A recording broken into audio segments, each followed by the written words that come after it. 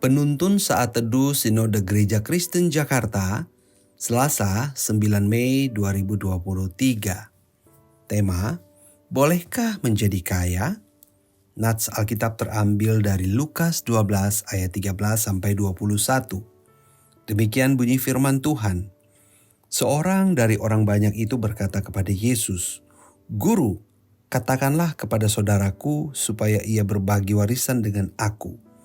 Tetapi Yesus berkata kepadanya, "Saudara, siapakah yang telah mengangkat aku menjadi hakim atau pengantara atas kamu?"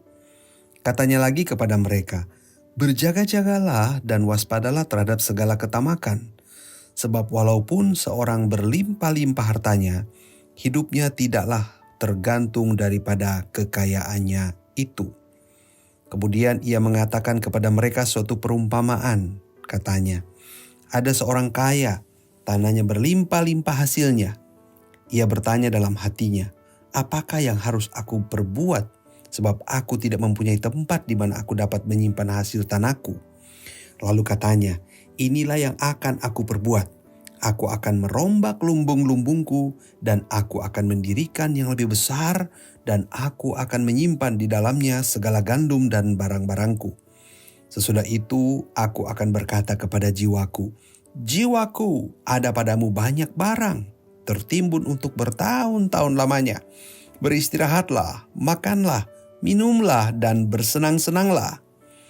Tetapi firman Allah kepadanya, 'Hai engkau orang bodoh, pada malam ini juga jiwamu akan diambil daripadamu. Dan apa yang telah kau sediakan, untuk siapakah itu nanti?' Demikianlah jadinya dengan orang yang mengumpulkan harta bagi dirinya sendiri, jikalau ia tidak kaya di hadapan Allah." Pernahkah saudara mendengar pertanyaan, bolehkah orang Kristen menjadi kaya? Pertanyaan yang acap kali membingungkan kita, bukan? Mau dijawab boleh, tapi takut dinilai sangat duniawi. Ingin menjawab tak boleh, tapi dalam hati ada keinginan. Jadi bagaimana saudara akan menjawabnya?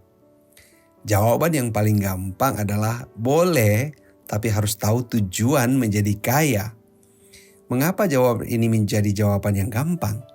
Karena apabila ingin menjadi kaya untuk memuaskan nafsu diri, ini adalah tujuan yang keliru. Nas kita hari ini mengulas perumpamaan Yesus tentang orang kaya yang bodoh. Perumpamaan ini seakan-akan tidak masuk akal kita, bukan?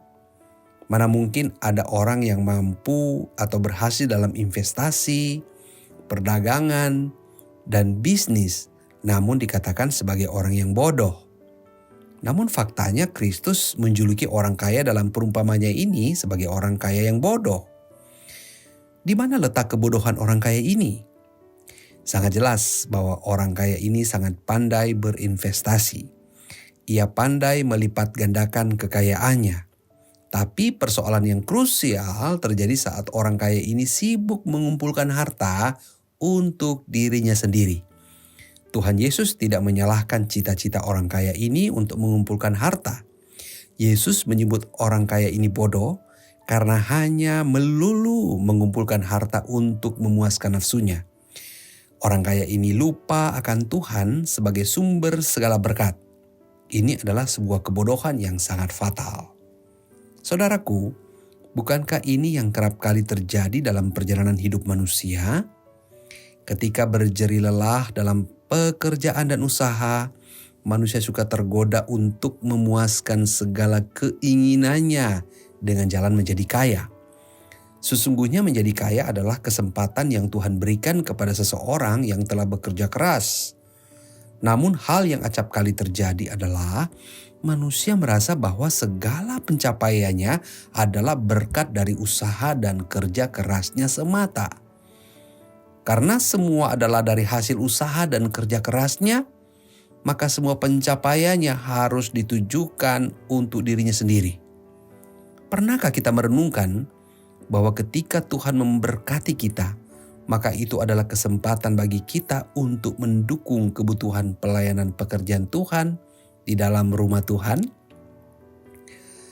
Orang percaya patut melihat berkat materi yang ada padanya sebagai alat untuk melayani pekerjaan Tuhan. Tuhan Yesus memberkati.